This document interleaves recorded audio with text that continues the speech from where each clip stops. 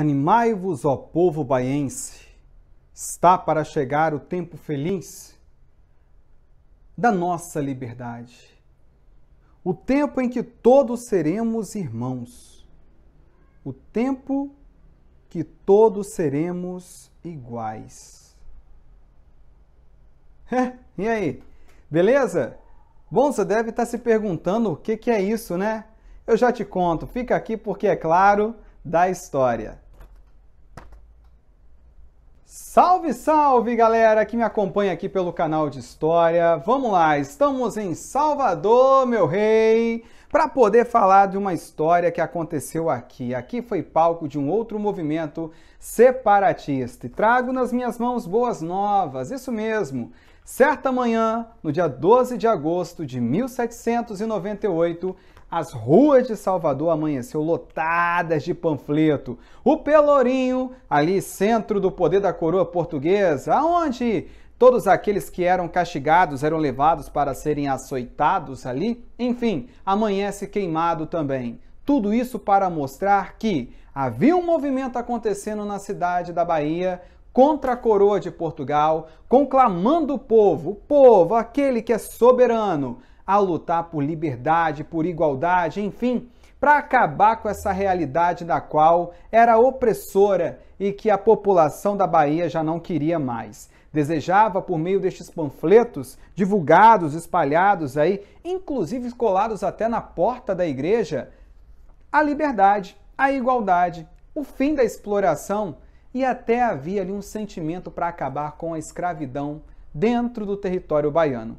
Isso tudo provocou o que a gente chama na história de Conjuração Baiana.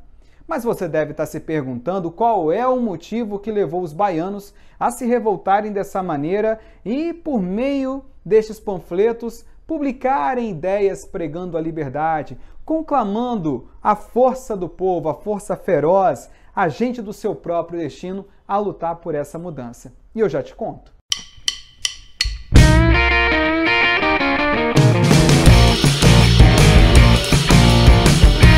Mas eis que externamente as ideias traziam ali um gás para que as camadas mais populares da Bahia lutassem para mudar toda essa realidade.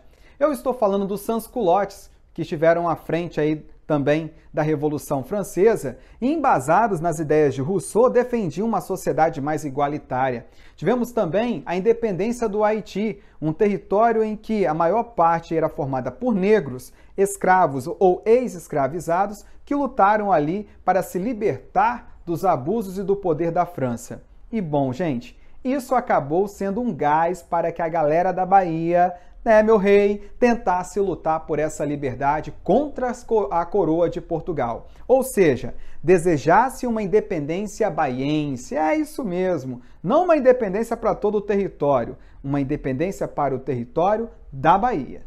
Mas o movimento não teve sucesso. Afinal de contas, quando Salvador amanheceu lotada de panfleto nas ruas, o governador Dom Fernando José de Portugal mandou abrir uma investigação para que os responsáveis fossem punidos por aquilo. Afinal de contas, era uma ameaça à coroa portuguesa. E ali foi descoberto que um dos autores era Luís Gonzaga das Virgens. E além de outros comparsas que acabaram também sendo entregues nessa delação.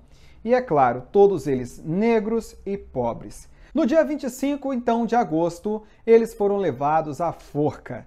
E as mãos de Luís Gonzaga das Virgens acabou sendo presas ali depois na forca para servir de exemplo para quem tentasse fazer o mesmo contra a coroa de Portugal. Mas por que as mãos deles foi cortada e presa nessa forca? Simples, porque ele foi apontado como o autor de ter escrito todos aqueles panfletos espalhados pelas ruas de Salvador.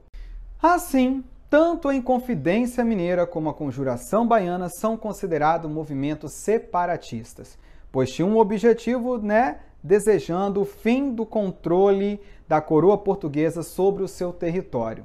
Mas um fato importante a se destacar aqui é que tanto a Inconfidência Mineira como a Conjuração Baiana, volto a dizer, não desejavam a independência para todo o território brasileiro. Não havia ainda aquele sentimento, de nacionalidade, não havia ainda um sentimento na população que se reconhecia enquanto nação.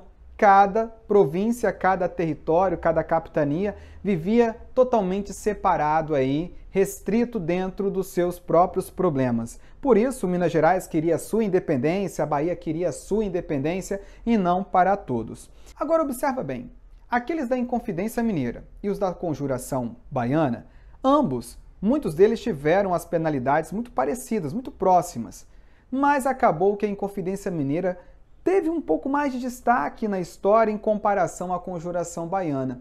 Agora, um ponto importante é que a Conjuração Baiana não teve tanto destaque assim como a gente vê na Confidência Mineira. Na verdade, a Conjuração Baiana ela ganha mais voz nos meios acadêmicos ou na própria cultura da Bahia. Mas a gente precisa sempre parar e analisar. Será que o fato da Conjuração Baiana não ter tanto destaque na história do Brasil como teve a Inconfidência Mineira é pela forma radical que os envolvidos desejavam dentro das mudanças políticas? Será que também é porque uma das bandeiras a ser levantadas ali era o fim da escravidão? Isso nos leva a perceber que o esquecimento ou a lembrança histórica tem muito a ver com a circunstância política do momento. Portanto, diante de tudo isso, estudar o nosso passado requer hoje um olhar muito mais crítico sobre tudo o que aconteceu. Tá gostando da nossa aula? Então não deixe de curtir o meu canal, ativar o sininho para que quando tiver um próximo vídeo você esteja aí informado e, é claro, atento. Um forte abraço, até a próxima!